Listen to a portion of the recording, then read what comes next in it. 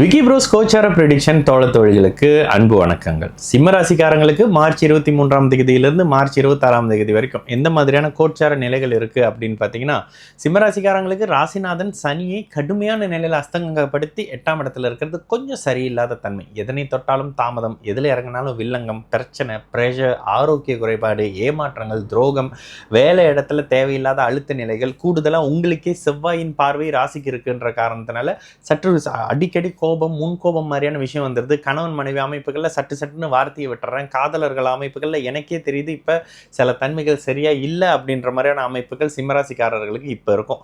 தடைகள் சற்று அதிகமாக இருக்கும். வாரம் முழுக்க ராசிநாதன் இந்த நிலையில் இருக்கிறதும், வியாழக்கிழமைக்கு பிறகு சுக்கிரன் அப்படியே 3ஆம் இடத்தை பார்க்கறதும் ஒரு அளவுக்கு முயற்சிகள் பலிதமாகக்கூடிய அமைப்பு. ஒரு சிலருக்கு மனைவியாலேயோ இளைய சகோதர அமைப்புகளாலேயோ ஏதோ ஒரு நல்ல தன்மை கிடைக்கிறது. முயற்சி சின்ன வகையில் செயல்படக்கூடிய அமைப்பு அப்படின்ற மாதிரி இருந்தாலும் கூட இந்த இடத்துல சற்று தாமதங்கள் தாங்க எல்லா இடத்துலையும் இருக்கும்.